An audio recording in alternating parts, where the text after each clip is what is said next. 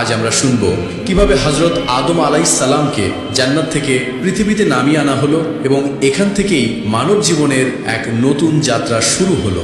গন্ধম খাওয়ার পর হযরত আদম আলাইহিস সালামকে সিলোন দ্বীপ নামানো হয়েছিল আর মা হাওয়া আলাইহিস সালামকে নামানো হয়েছিল জেদ্দা নামের শহরে। শয়তানের এই চালে ময়ূর এবং সাপও তাকে সাহায্য করেছিল। তাই আল্লাহ তাআলা ময়ূরকে ডাকলেন এবং বললেন, হে ময়ূর, তোমার অপরাধ অনেক বড়। যদিও তুমি সরাসরি গুনাহ করনি, তবুও তুমি সম্পূর্ণ নির্দোষ নও, কারণ তুমি জানতে যে আমার অনুমতি ছাড়া কেউ জান্নাতে প্রবেশ করতে পারে না। তবুও তুমি এক অপরিচিতকে সেখানে যেতে সাহায্য করেছো, তাই তোমাকে শাস্তি পেতে হবে। এক, প্রথমত তোমার জায়গা আর জান্নাতে হবে না। দুই, দ্বিতীয়ত তোমার দেহের অতুলনীয় সৌন্দর্য হ্রাস করে দেওয়া হবে। বিশেষ করে তোমার পা, যা সবচেয়ে সুন্দর ছিল, সেগুলোকে বদসুরুত বা কুৎসিত করে দেওয়া হবে। এরপর আল্লাহর হুকুমে ফেরেশতারা ময়ূরকে জান্নাত থেকে বের করে পৃথিবীতে ছেড়ে এলেন। এরপর আল্লাহ তাআলা এবং বললেন, হে সাপ, আমি তোমাকে সমস্ত সৃষ্টির মধ্যে সবচেয়ে বেশি সৌন্দর্য দিয়েছিলাম, তোমাকে জান্নাতে রেখেছিলাম, কিন্তু তুমি আমার আদেশের বিরুদ্ধাচরণ করেছো। তুমি শয়তানকে আমার অনুমতি ছাড়া জান্নাতে প্রবেশ করিয়েছো। এবার তুমিও শাস্তি পাবে। তোমার চেহারা বিকৃত করে দেওয়া হবে, তোমার পা গুলো শেষ করে দেওয়া হবে। এখন তুমি জীবনভর পা ছাড়াই হামাগুড়ি দিয়ে ঘুরবে। আর যে মুখ দিয়ে তুমি শয়তানকে জান্নাতে প্রবেশ করিয়েছিলে, সেই মুখে এখন সুগন্ধির বদলে বিষ ভরে দেওয়া হবে। মানুষ তোমাকে দেখা মাত্রই মারার চেষ্টা করবে। এরপর আল্লাহর হুকুমে ফেরেশতারা সাপকেও জান্নাত থেকে বের করে পৃথিবীতে ছেড়ে এলেন। এখন জান্নাত থেকে বেরিয়ে হযরত আদম আলাইহিস সালাম সরমন দ্বীপের মরুভূমিতে এবং বিবি হাওয়া আলাইহিস সালাম জেদ্দা শহরে নামলেন। চারদিকে অন্ধকার, না কোনো মানুষ, না কোনো শব্দ। এই অচেনা পৃথিবীতে হঠাৎ নেমে এসে দুজনেই হতবাক ও দুঃখে নিমজ্জিত ছিলেন। আদম আলাইহিস সালাম সরমন দ্বীপে বসে কাঁদছিলেন এবং হাওয়া আলাইহিস সালাম জেদ্দায় বসে একইভাবে অশ্রু বিসর্জন দিচ্ছিলেন। কিছু বর্ণনা অনুযায়ী তারা এভাবেই 300 বছর ধরে চোখের জল ফেলেছিলেন। এরপর আল্লাহ রব্বুল আলামিন তার এই দুঃখিত ও ভগ্ন হৃদয়ের বান্দাদের প্রতি রহমতের দৃষ্টি দিলেন। তারপর তিনি হযরত জিবরাইল আলাইহিস সালামকে আদেশ দিলেন, হে জিবরাইল, আমার বান্দা আদমের কাছে যাও এবং তাকে বলো যে সে যেন মক্কায় যায় এবং সেখানে আমার জন্য হজ করে। আল্লাহর আদেশ পেয়েই হযরত আদম আলাইহিস সালাম সফরের জন্য বেরিয়ে পড়লেন। মুফাসসিরগণ লিখেছেন, যখন আদম আলাইহিস সালাম শরণ দ্বীপ থেকে মক্কার দিকে হাঁটতে শুরু করলেন, তখন আল্লাহ তাআলা তার জন্য জমিনকে এতটাই নিকটবর্তী করে দিলেন যে মাত্র 30 কদমে তিনি মক্কা শরীফে পৌঁছে গেলেন। মক্কা পৌঁছে হযরত আদম আলাইহিস সালাম জাবালে রহমতের কাছে বসে পড়লেন। ক্লান্ত ভেঙে পড়া মনোবল নিয়ে চোখ থেকে অশ্রু ঝরছিল। তিনি হাত তুলে দোয়া করলেন, হে আমার মালিক, আমাদের এবং আমাদের স্ত্রীর গুনাহ মাফ করে দিন। আমি জানি না হাওয়া এখন কোথায়, কি অবস্থায় আছে। শায়দ তাকেও নাই বা জানা থাকে যে আমি কোথায় আছি। হে আমার রব, দয়া করো, আমাদের ভুল ক্ষমা করে দাও এবং আমাদের আবার মিলিয়ে দাও। হযরত আদম আলাইহিস সালামের এই দোয়া আল্লাহর দরবারে কবুল হতে শুরু করলো। তিনি আকাশের দিকে চোখ তুললেন। হঠাৎ তার দৃষ্টির সামনে আরশ-ই মুআল্লাহ, মহান আরশ প্রকাশিত হলো। তিনি দেখতে পেলেন আরশে লেখা আছে, লা ইলাহা ইল্লাল্লাহু মুহাম্মাদুর রাসূলুল্লাহ। এই দৃশ্য দেখে আদম আলাইহিস সালামের একটি পুরনো স্মৃতি তাজা হলো। যখন আল্লাহ তাকে সৃষ্টি করেছিলেন, তখন তিনি প্রথমবার এই আরশের নিচে লেখাটি দেখেছিলেন। এখন আদম আলাইহিস সালাম আবার হাত তুললেন এবং বড় কোমলতা ও ব্যাকুলতার সঙ্গে বললেন, হে আমাদের রব, আপনার হাবিব মুহাম্মদুর রাসূলুল্লাহ সাল্লাল্লাহু আলাইহি ওয়াসাল্লামের ওসিলায় আমাদের গুনাহ ক্ষমা করে দিন। যখন আদম আলাইহিস সালাম তার হাবিব মুহাম্মদ সাল্লাল্লাহু আলাইহি ওয়াসাল্লামের নাম নিলেন, তখন রহমতে ইলাহির সমুদ্র যেন উদ্বেলিত হলো। আল্লাহ তার দোয়া কবুল করলেন এবং তার ও তার স্ত্রীর সমস্ত গুনাহ মাফ করে দিলেন। দুজনকে একেবারে পাক পবিত্র করে দেওয়া হলো। এরপর আল্লাহ জিবরাইল আলাইহিস সালামকে পাঠালেন। জিবরাইল আলাইহিস সালাম এসে বললেন, হে আদম, আপনি আপনার দোয়ায় মুহাম্মদ সাল্লাল্লাহু আলাইহি ওয়াসাল্লামের নাম নিয়েছেন। এই কারণেই আল্লাহ আপনার দোয়া কবুল করেছেন। আপনার ও আপনার স্ত্রীর গুনাহ মাফ করে দেওয়া হয়েছে। যদি আপনি এই দোয়া সেই সময় করতেন যখন আপনি জান্নাতে ছিলেন, তবে আপনাকে কখনো পৃথিবীতে আসতেই হতো না। এই কথা শুনে আদম আলাইহিস সালাম বললেন, জিবরাইল, আমি তো এত দুশ্চিন্তায় সেই কালিমাটি, সেই শব্দটি একেবারেই ভুলে গিয়েছিলাম। আমার মনেই ছিল না যে সেটাই ছিল আমার নাজাতের, মুক্তির উপায়। কিন্তু আজ হঠাৎ খোদার মেহেরবানিতে আমার হৃদয়ে সেই কালিমাটি জেগে উঠেছে এবং আমি সেই কালিমার ওসিলাতেই আল্লাহর কাছে দোয়া চেয়েছি। জিব্রাইল আলাইহিসসালাম এবং হজরত আদম আলাইহিসসালামের মধ্যে তখন কথা চলছিল। ঠিক তখনই হজরত আদম আলাইহিসসালামের দৃষ্টি দূরে একটি ময়দানের দিকে পড়ল এবং সেখান থেকে জেদ্দার দিক থেকে বিবি হাওয়া আলাইহিসসালাম পা বাড়াতে বাড়াতে আসছিলেন। এই দৃশ্য দেখে আদম আলাইহিসসালাম আর বসে থাকতে পারলেন না। তিনি ছুটে গিয়ে সেই আগন্তুক হযরতকে আলিঙ্গন করলেন এবং দুজন শোকে দুঃখে জড়িয়ে গেলেন। 300 বছরের সেই দিনগুলোর পর এমন মোলাকাত, কি দৃশ্য ছিল! বিবি হাওয়া আলাইহিসসালামও এত দীর্ঘ বিচ্ছেদের পর স্বামীকে কাছে পেয়ে কেঁদে ফেললেন।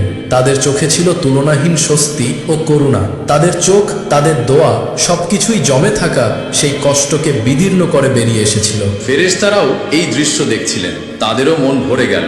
তারাও এই দুজনের রুহানি কষ্টে শরীক হলেন এবং মন থেকে শুকরিয়া আদায় করতে লাগলেন। আল্লাহর মেহেরবানির পর আদম আলাইহিসসালাম কিছুটা স্বস্তি পেলেন, কিন্তু জীবন তখনও সহজ ছিল না। হযরত আদম এবং বিবি হাওয়া দিন কাটাতেন গাছের ফল আর জল দিয়ে খাদ্য জুগিয়ে। খুবই কঠিন এবং কষ্টদায়ক ছিল সেই জীবন। এই কঠিন সময়ে জিব্রাইল আলাইহিসসালাম জান্নাত থেকে এক জোড়া উট এবং এক জোড়া গরু এনে দিলেন, সঙ্গে কিছু গমের বীজও দিলেন এবং বললেন, এগুলো দিয়েই তোমরা রুটি পানির ব্যবস্থা করবে। উট দিয়ে জমি চাষ করো, গম বোনা করো। আদম আলাইহিসসালাম বললেন, ঠিক আছে, কিন্তু আমরা তো কিছুই জানি না। জিব্রাইল আলাইহিসসালাম হাসলেন, এটা ভেবো না, আমি সব শিখিয়ে দেব। তারপর জিব্রাইল আলাইহিসসালাম তাদের চাষ করার পদ্ধতি শেখালেন, কিভাবে উট দিয়ে লাঙল চালাতে হয়, বীজ বপন করতে হয়, সবকিছু। গমের দানা মাটিতে ফেলার 7 ঘন্টার মধ্যেই আদম আলাইহিসসালাম ফসল কেটে ফেললেন। এরপর গম থেকে তুষ বা ভুসি ছাড়ানো, তা পেষণ করে আটা তৈরি করা এবং রুটি মাখার পদ্ধতি বিবি হাওয়া আলাইহিসসালামকে শেখানো হলো। কিন্তু রুটি সেকার জন্য আগুনের অভাব ছিল। ঠিক তখনই জিব্রাইল আলাইহিসসালাম আল্লাহর হুকুমে দোজাখ বা জাহান্নাম থেকে হালকা একটু ধোঁয়া নিয়ে এলেন। যখন সেই ধোঁয়া মাটিতে রাখা হলো, মাটি দ্রুত জ্বলে গিয়ে একটি গভীর গর্ত তৈরি করলো। সেই ধোঁয়া দোজখের দিকেই পিছলে গেল। বারবার চেষ্টা করেও দোজখের ধোঁয়া পৃথিবীতে টিকিয়ে রাখা গেল না। তখন আল্লাহ বললেন, হে জিব্রাইল, এই আগুন পৃথিবীতে ততক্ষণ থাকবে না যতক্ষণ না তুমি একে রহমতের মাধ্যমে, অর্থাৎ রহমতের নদীতে ধুয়ে না আনো। জিব্রাইল আলাইহিসসালাম সেই ধোঁয়া 7 বার রহমতের নদীতে ধুলেন এবং তারপর পৃথিবীতে আনলেন। তখনই সেটি তার আসল গরম বাতাসরূপী আগুন হয়ে স্থায়ী হলো এবং রুটি শাকার মতো উপযোগী হলো। আর এভাবে আল্লাহর রহমত, ফেরেশতাদের সাহায্য এবং জ্ঞান ও নির্দেশনার মাধ্যমে হযরত আদম আলাইহিসসালাম ও বিবি হাওয়া আলাইহিসসালাম জীবনের প্রথম জীবিকার পথ শিখলেন। এটিই সেই পথ যে পথে মানুষের যাত্রা এগিয়ে চলল। বিপদ মুসিবতের পর রহমতের পথ। এবং অন্যদিকে শয়তান পৃথিবীতে হযরত আদম আলাইহিসসালামকে দ্বিতীয়বারও কোনোভাবে ক্ষতিগ্রস্ত করতে সফল হতে পারল না, বরং যখনই সে হযরত আদম আলাইহিসসালামকে ধোঁকা দেওয়ার চেষ্টা করেছে, তখনই সে নিজেই বারবার মুশকিলে পড়েছে। অবশেষে আল্লাহ তাআলা হযরত আদম ও বিবি হাওয়া আলাইহিসসালামকে নির্দেশ দিলেন যে তারা যেন এখন শান্তি ও স্বস্তির সঙ্গে পৃথিবীতে বসবাস করেন। দুজন আল্লাহর আদেশ অনুযায়ী সেখানেই থাকা শুরু করলেন এবং সেখান থেকেই তাদের সন্তানের ধারা শুরু হলো। আল্লাহ তাআলার কুদরতের এই বিধান ছিল যে বিবি হাওয়া একবারে 2টি সন্তান জন্ম দিতেন, একটি পুত্র এবং একটি কন্যা। এবং এটাই ছিল হিকমত, প্রজ্ঞা, যে এক জোড়ার ছেলে অন্য জোড়ার মেয়ের সাথে বিবাহ করবে এবং অন্য জোড়ার ছেলে প্রথম জোড়ার মেয়ের সাথে বিবাহ করবে। যে প্রথম জোড়াটি জন্মালো সেই ছেলের নাম ছিল কাবিল এবং মেয়ের নাম ছিল আকলিমা। আকলিমা ছিল অত্যন্ত সুন্দরী এবং রূপবতী। এরপর দ্বিতীয় জোড়ায় ছেলে হলো হাবিল এবং মেয়ে সাজ্জা। সাজ্জা ইকলিমার মতো ততটা সুদর্শন ছিল না। এভাবে বিবি হাওয়া আলাইহিসসালাম প্রতি বছর একটি করে জোড়া জন্ম দিতে লাগলেন। আর ইতিহাসে পাওয়া যায় যে হযরত আদম আলাইহিসসালাম এবং বিবি হাওয়ার 180 জোড়া সন্তান জন্মগ্রহণ করেছিল। যখন প্রথম 2 জোড়া বড় হলো, তখন আল্লাহ তাআলার পক্ষ থেকে হুকুম আদেশ এলো যে তাদের বিবাহ সম্পন্ন করতে হবে। হযরত আদম আলাইহিসসালাম তাদের ডাকলেন এবং বললেন, আল্লাহ তাআলার হুকুম অনুযায়ী এখন তোমাদের নিকাহ হবে এবং এর পদ্ধতি হলো প্রথম জোড়ার ছেলে দ্বিতীয় জোড়ার মেয়ের সাথে এবং দ্বিতীয় জোড়ার ছেলে প্রথম জোড়ার মেয়ের সাথে নিকাহ করবে। অর্থাৎ কাবিলের নিকাহ সাজ্জার সাথে এবং হাবিলের নিকাহ আকলিমার সাথে। এটি শুনে কাবিল অস্বীকার করে বসল। সে বলল, না, আমি আমার আপন বোন ইকলিমাতেই বিয়ে করব, সাজ্জাকে নয়। হযরত আদম আলাইহিসসালাম বললেন, এটা আল্লাহ তাআলার হুকুম নয়, সহোদর ভাই বোন একে অপরের সাথে বিবাহ করতে পারে না। তুমি আকলিমাকে বিবাহ করতে পারো না। কিন্তু কাবিল জিদ করতে লাগলো। সে বলল, আমাকে প্রমাণ দিন যে এটা আল্লাহর হুকুম। আমি কিছুতেই সাজ্জাকে বিবাহ করব না। অবশেষে হযরত আদম আলাইহিসসালাম সিদ্ধান্ত নিলেন যে তোমরা দুজনেই আল্লাহর নামে কোরবানি পেশ করো, এবং যার কোরবানি আল্লাহ তাআলা কবুল করবেন সেই হকদার যোগ্য বনে গণ্য হবে। সেই সময় কোরবানি আজকের মতো হতো না। সেই যুগে যখন কোনো জিনিস কোরবানি করা হতো তখন আকাশ থেকে আগুন নেমে আসতো এবং সেই কোরবানিকে জ্বালিয়ে দিত। এটাই ছিল নিশানি, মানে লক্ষণ যে আল্লাহ সেই কোরবানি কবুল করেছেন। যদি আগুন নামতো তবে বুঝে নিতে হতো আল্লাহ কবুল করেছেন, যদি না নামতো তবে জানা যেত যে তা কবুল হয়নি। পিতা আদম আলাইহিসসালামের সিদ্ধান্ত অনুযায়ী দুই ভাই আল্লাহ রব্বুল আলামিনের সামনে যার যার কোরবানি পেশ করলেন। হাবিল একটি সুন্দর মোটাসোটা দুম্বা কোরবানি করলেন। অন্যদিকে কাবিল তার জমি থেকে পাওয়া সামান্য কিছু সবজি ও শস্য পেশ করল। সেই সময় সবজি ও শস্য কোরবানির জন্য পেশ করা যেত, কিন্তু পার্থক্য ছিল এই যে হাবিল আন্তরিকতার সাথে, সত্যিকারের ঈমানের সাথে তার সবচেয়ে ভালো জিনিসটি দান করেছিল, আর কাবিল নফসের কাছে হেরে গিয়ে নিকৃষ্ট ও বাজে জিনিসগুলো পেশ করেছিল। তারপর কি হলো? আকাশ থেকে আগুন নামলো এবং হাবিলের কোরবানি সেই দুম্বাটি জ্বালিয়ে ছাই করে দিল। এটি ছিল নিশানি যে আল্লাহ তার কোরবানি কবুল করেছেন। কিন্তু কাবিলের সবজি ও শস্যের কিছুই হলো না। সেগুলো সেখানেই পড়ে রইল নিষ্প্রাণ শীতল। আল্লাহ সেগুলোকে কবুল করেননি। এখন সিদ্ধান্ত স্পষ্ট ছিল, হাবিলের নিকাহ আকলিমার সাথেই হবে। কিন্তু কাবিল এই অপমান, এই পরাজয় সহ্য করতে পারল না। তার হৃদয়ে আগুন লেগে গেল, হিংসার আগুন। সে রাগে কাঁপতে কাঁপতে বলল, তুই আকলিমাকে ছেড়ে দে, নয়তো আমি তোকে হত্যা করে ফেলব। হাবিল শান্তভাবে ঈমানের নূর জ্যোতি দিয়ে উত্তর দিলেন, আমি আল্লাহ এবং তার রাসূলের হুকুমের উপর কায়েম থাকব। তুই আমাকে ভয় দেখিয়ে, হুমকি দিয়ে আমার রাস্তা থেকে সরাতে পারবি না। এই কথা শুনে কাবিলের হৃদয়ে তুফান সৃষ্টি হলো। তার চোখে রক্ত নেমে এলো এবং সে তার ভাইকে হত্যা করার সংকল্প করল। এদিকে হযরত আদম এবং বিবি হাওয়া আলাইহিস সালাম কাবার জিয়ারতের জন্য মক্কার দিকে রওনা হয়েছিলেন, আর ওদিকে কাবিল পেল সুযোগ।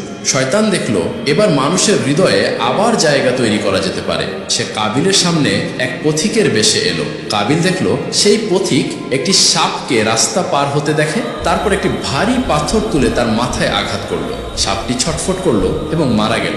পথিক চলে গেল, কিন্তু কাবিলের শয়তানি মস্তিষ্ক জেগে উঠলো। সে ভাবলো এটাই সেই পদ্ধতি, এটাই পথ। এরপর সে তার ভাই হাবিলের সন্ধানে বের হলো। কিছুটা দূরে গিয়ে দেখলো হাবিল ভেড়ার পালের কাছে এক্ষণে ঘুমিয়ে আছে। ধীরে ধীরে, খুব ধীরে সে একটি ভারী পাথর তুলে কাছে পৌঁছালো এবং হঠাৎ সেই পাথর দিয়ে হাবিলের মাথায় আঘাত করলো। হাবিল চিৎকার করে উঠল, কিন্তু তারপর কাবিল দ্বিতীয় আঘাত করল এবং সবকিছু নিস্তব্ধ হয়ে গেল। পৃথিবীতে প্রথম মানব, প্রথম রক্ত ঝরানো হলো।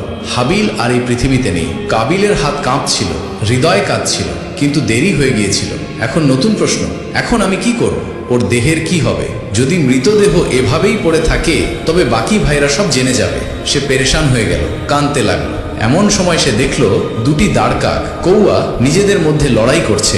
একটি কাক অন্যটিকে মেরে ফেলে, তারপর নিজের ঠোঁট ও থাবা দিয়ে মাটি খুঁড়ে গর্ত তৈরি করে এবং মারা যাওয়া কাকটিকে তাতে ফেলে মাটি দিয়ে ঢেকে দেয়। কাবিলের মুখ থেকে বেরিয়ে এলো, হায় আফসোস, আমি তো এই কাকের থেকেও শিখতে পারলাম না। এবং সে ঠিক সেইভাবে তার ভাই হাবিলের মৃতদেহকে দাফন করে দিল, বিনা জানাজায় দাফন করে দিল।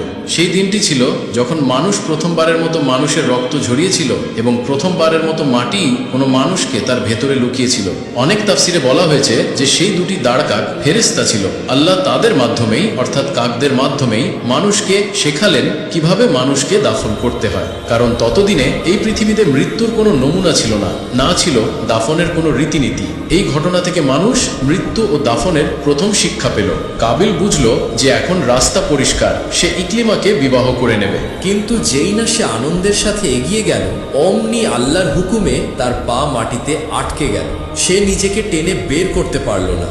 সে বারবার আল্লাহর জিকির করতে লাগলো এবং দয়া প্রার্থনা করতে থাকলো। আল্লাহর সিদ্ধান্ত এলো, হে পাপী, যে নিজের রক্তের সম্পর্ক ছিন্ন করেছে তার শাস্তি হবে যে তাকে জীবিত অবস্থায় মাটিতে চাপা দেওয়া হবে। মাটি তাকে ছেড়ে দিতে অস্বীকার করল। সে চিৎকার করল, দয়ার ভিক্ষা চাইল এবং তারপর সে সেই কালিমা পাঠ করল যার প্রভাব হযরত আদমের উপর হয়েছিল। লা ইলাহা ইল্লাল্লাহু মুহাম্মাদুর রাসূলুল্লাহ। তার তৃষ্ণার্ত ঠোঁট থেকে সেই কালিমা বের হওয়া মাত্র আল্লাহ বললেন, মাটি ওকে ছেড়ে দাও, এবং মাটি তাকে ছেড়ে দিল। কাবিল ভাবল যে সে এখন মুক্তি পেয়ে গেছে, কিন্তু তার নিয়ত বা উদ্দেশ্য তখনও বিকৃত ছিল। সে আকলিমা কাছে পৌঁছে দুঃসালস বা গুস্তাখি করতে লাগলো, এবং তারপর আল্লাহ তাকে বিভিন্ন শাস্তির হাতে সোপর্দ করলেন। তাকে একটি নির্জনে ভিরানে নির্বাসিত দেশান্তরিত করা হলো, এবং সেখানে একজন ফেরেশতাকে হুকুম দেওয়া হলো যে তাকে বারবার পাথর দিয়ে আঘাত করে শাস্তি দিতে হবে। আঘাত লাগবে, আবার ঠিক হবে, আবার আঘাত লাগবে, এবং এই শাস্তি কিয়ামত পর্যন্ত চলতে থাকবে। পাথরের জোরালো আঘাতে কাবিল কাতর হয়ে উঠল। আকাশ চিরে তার কষ্টদায়ক চিৎকার বেরিয়ে এলো, এবং সে অজ্ঞান হয়ে মাটিতে লুটিয়ে পড়ল। যখন জ্ঞান ফিরল, তখন তাকে দ্বিতীয়বার আঘাত করা হলো। ওদিকে হযরত আদম আলাইহিসসালাম হজ আদায় করে যখন দেশে ফিরলেন, তখন দেখলেন হাবিল কোথাও নজরে আসছে না। আদম ও হাওয়া দুজনেই অস্থির হয়ে উঠলেন, কারণ হাবিল ছিল তাদের সবচেয়ে প্রিয় সন্তান। হাবিল নেক ছিল, সৎ ছিল, সাহসী ছিল, এবং মা বাবার সব কথাকে সম্মান করত। তাই যখন তাকে খুঁজে পাওয়া গেল না, তখন দুজনেরই হৃদয় ভেঙে গেল। কিন্তু কাবিলের কথা কারো মনেও এলো না, কারণ তার আচরণই খারাপ ছিল। সে না ইবাদত করত, না কাউকে সম্মান করত। মা বাবাও সবসময় তার থেকে দূরেই থাকতেন। হযরত আদম আলাইহিসসালাম ও হাওয়া তাদের প্রিয় সন্তানের সন্ধানে দিওয়ানা হয়ে গেলেন। পৃথিবীর কোণে কোণে খুঁজতে লাগলেন। একদিন জিব্রাইল আলাইহিসসালাম তাদের ক্রন্দনরত মুখ দেখে আর ধৈর্য রাখতে পারলেন না। তিনি বললেন, হে আদম, আপনার প্রিয় পুত্র হাবিল আপনার অবাধ্য পুত্র কাবিল তাকে হত্যা করে ফেলেছে, এবং বিনা জানাজায় অমুক জায়গায় দাফন করে দিয়েছে। এই কথা শুনে হযরত আদম আলাইহিসসালাম কেঁপে উঠলেন। কাঁদতে কাঁদতে বললেন, হে জিব্রাইল, আমাকে আমার পুত্রের কবর দেখিয়ে দাও। জিব্রাইল আলাইহিসসালাম তাকে নিয়ে হাবিলের কবর পর্যন্ত পৌঁছালেন। বললেন, এটাই হলো হাবিলের কবর। আদম ও হাওয়া দুজনেই প্রথমে তার জানাজা পড়লেন। তারপর কবরের পাশে বসে অনেকক্ষণ ধরে কাঁদতে থাকলেন। এমনকি যন্ত্রণা কাতর হয়ে আদম আলাইহিসসালাম কবর খুঁড়ে হাবিলের দেহটি বের করে নিলেন, এবং একটি সিন্দুক বা বাক্সে ভরে ঘরে নিয়ে এলেন। প্রতিদিন 8 থেকে 10 বার তিনি সেই বাক্স খুলে হাবিলের চেহারা দেখতেন, চোখের জল ফেলতেন, তার হৃদয় আর্তনাদ করত, চোখ নম বা ভেজা হয়ে যেত। অবশেষে একদিন জিব্রাইল আলাইহিসসালাম আবার এলেন এবং বললেন, হে আদম, মৃতদেহকে এভাবে ঘরে রাখা আল্লাহ তাআলার আইনের পরিপন্থী। আল্লাহর সন্তুষ্টির জন্য এটিকে দাফন করে দিন। তখন আদম আলাইহিসসালাম তার সমস্ত পুত্রদের ডাকলেন, জানাজা পুনরায় পড়লেন, এবং তার ঘরের এক কোণে হাবিলকে দাফন করে দিলেন। এরপর কিছুকাল পরে আল্লাহ তাদের আরও এক পুত্র দান করলেন, হযরত শীস আলাইহিসসালাম। তিনি আদমের সন্তানদের মধ্যে সবচেয়ে নেক, পুণ্যবান ও সৎ মানুষ ছিলেন। আল্লাহ তাকে নবুয়ত, ঐশী বাণী প্রচারের দায়িত্ব দান করেছিলেন। হাবিলের শূন্যস্থানের শীষ আদমের হৃদয়ে স্থান করে নিলেন। তিনি সবসময় তার বৃদ্ধ পিতার সেবায় নিয়োজিত থাকতেন। একদিন হযরত আদম আলাইহিসসালাম তার সমস্ত পুত্রকে বললেন, আমার জন্য কিছু ফল নিয়ে এসো। সবাই চলে গেলেন, কিন্তু শীষ সেখানেই থেকে গেলেন। আদম জিজ্ঞেস করলেন, ওহে শীষ, তুমি ফল আনতে গেলে না কেন? শীষ মাথা ঝুঁকিয়ে বললেন, আব্বাজান, আপনি তো জান্নাতের মিষ্টি ফলের স্বাদ গ্রহণ করেছেন। এই দুনিয়ার বিস্বাদ ফল আমি আপনার সামনে কিভাবে পেশ করি? যদি আপনি চান তবে আল্লাহর কাছে দোয়া করুন, তিনি আপনাকে জান্নাতি ফল দান করবেন। হযরত আদম আলাইহিসসালাম শীষের কথা শুনে বড় বিনম্রতার সাথে বললেন, ওহে আমার প্রিয় পুত্র, আমি তো সেই সময় আল্লাহ তাআলার হুকুমের বরখেলাফ আদেশ অমান্য করে ভুল করেছিলাম। গন্ধম খাওয়ার কারণে আমাকে এই পৃথিবীতে নামিয়ে দেওয়া হয়েছে। এখন আবার কোনো খাবারের জিনিসের জন্য কিছু চাইতে আমার খুব লজ্জা হচ্ছে। এরপর তিনি বললেন, এর চেয়ে ভালো এই যে তুমি, ওহে আমার নিষ্পাপ পুত্র, তুমি আল্লাহর দরবারে দোয়া করো, কারণ তুমি পবিত্র, তুমি নির্দোষ, তোমার দোয়া নিশ্চয়ই কবুল হবে। তখন হযরত শীস আলাইহিসসালাম মাথা ঝুঁকিয়ে নম্র হৃদয়ে আল্লাহ তাআলার দরবারে হাত তুলে আরজি জানালেন, হে আমার রব, আপনার নবী আদমের জন্য কিছু ফল পাঠিয়ে দিন। আল্লাহ তাআলা শীস আলাইহিসসালামের দোয়া কবুল করলেন, এবং জান্নাত থেকে প্রচুর ফল একটি হুরকে দিয়ে শীস আলাইহিসসালামের কাছে রওনা করে দিলেন। সেই হুর এলেন নুরানি অর্থাৎ আলোকময় চেহারা নিয়ে বললেন, হে শীস আলাইহিসসালাম, আল্লাহ তাআলা আমাকে এবং এই সমস্ত ফল আপনার জন্য পাঠিয়েছেন। শীস আলাইহিসসালাম সব ফল নিয়ে তার আব্বা হযরত আদম আলাইহিসসালামের সামনে পেশ করলেন। আদম আলাইহিসসালাম জান্নাতি ফল খেলেন। তার চেহারায় শান্তি ও শুকুরের নূর, ধন্যবাদ জ্ঞাপনের জ্যোতি ছেয়ে গেল। এরপর তিনি শীশ আলাইহিসসালামের নিকা সেই জান্নাতি হুরটির সাথে দিয়ে দিলেন এবং হুরকে বললেন, ওহে আমার কন্যা, এবার তুমি আবার জান্নাতে ফিরে যাও, কারণ এই পৃথিবী তোমার উপযোগী নয়। একদিন জান্নাতেই তোমার সাথে শীষের সাক্ষাৎ হবে, পৃথিবীতে নয়। হুর আদম আলাইহিসসালামকে সালাম করলেন, আসসালামু আলাইকুম ইয়া নবী, এবং নূরের মতো অদৃশ্য হয়ে গেলেন। হযরত আদম আলাইহিসসালাম প্রায় 1200 বছর পর্যন্ত জীবিত ছিলেন। এই সময়ে তার 350-এরও বেশি সন্তানাদি হয়েছিল। তিনি তার সমস্ত পুত্র কন্যাকে দুনিয়া ও আখিরাত উভয়েরই শিক্ষা দিয়েছিলেন। শুধুমাত্র কাবিলই ছিল যে পথভ্রষ্ট হয়েছিল, বাকি সবাই ঈমানদার ছিলেন।